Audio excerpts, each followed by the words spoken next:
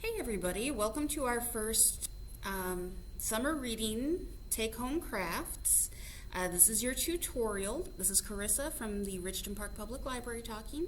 It's good to see you all, only I assume that you can only see me. That's okay. Today we're going to make a pallet coaster. Now you'll see that I cut the rounded ends off of all the popsicle sticks. If you didn't, it would just look all lumpy and not like a miniature palette. So that's one of the things. Now, if you read any of the tutorials online, they're going to tell you you can use scissors to cut the tips off of your popsicle sticks. And I don't know what kind of He-Man they had using their scissors, but that's not me. So a long time ago, I went to Walmart and I got these handy little clippers. And I can't remember if they were in the electrical section or what, but they were back with the tools. And the easiest thing to do is to squeeze and then kind of rock back and forth like that. If you want to just straight clip, these little ends are going to go flying everywhere, which is exciting. You know, if you have children, you can send them around to find those. But the main point is it's a lot easier than trying to use scissors, which you're never going to be able to cut through a popsicle stick. Now, when you call us, we're going to give you a kit. Inside the first kit, you're just going to have 13 popsicle sticks with the ends all cut off. When you're all finished, you may want to go back and sand these edges. It would help clean up the glue, but it would also make it so that you're less likely to be injured when having a beverage, which is always good. We don't want drinking injuries. Those are very bad. Okay, this is actually pretty simple. The first thing we're going to do is take 3 sticks, and then we're going to take 2 more. These 2 are going to get glued on the ends. I've got my hot glue gun. Hot glue gun will not be included. If you don't have a hot glue gun, you can use just regular school glue. This is going to take a little bit longer because you're going to need to wait for it to dry between stages.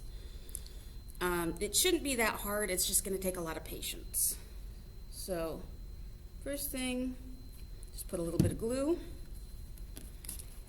And I am going to kind of use the lines on my mat to help line things up for me, because I'm kind of a dork and I like things to be exact.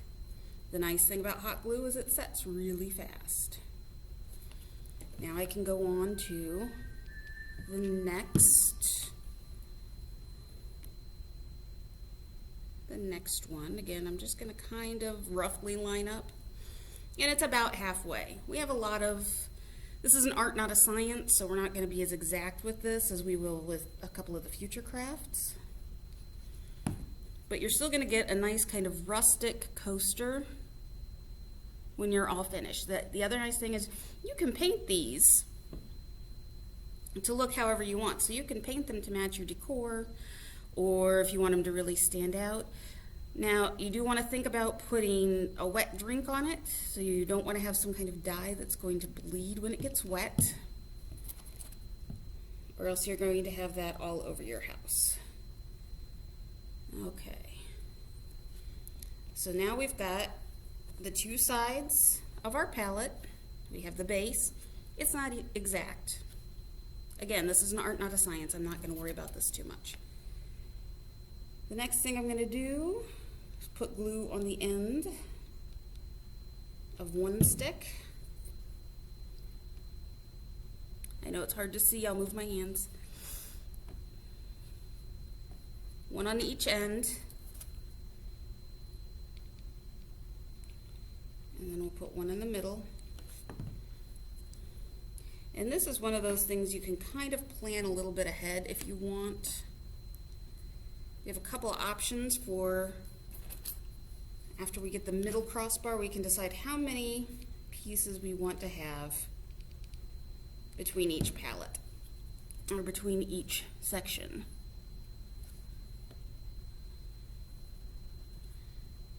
Okay, so if we want, we can do 2 between each, or we could do 1 and then it's going to be a little more spaced out. It's not going to be quite as sturdy, probably. It's not just because I'm going to drop things all over the place. It's also just not going to be as sturdy. I kind of like the look of having the two between the ends and the middle. So that's what I'm going to do today. And as you can see, we're almost finished, which is one of the beauties. Now, if you have come to my Crafts on the Cheap class, you made one of these a couple years ago. What? And I believe we painted them different colors at the time. All the glue will be able, you can peel those strings off at the end. We'll let everything set up and solidify before we attempt to take those off. You might get a little burned. Be careful with your hot glue, it is hot. If you're used to crafting at all, you're probably pretty familiar with hot glue injuries.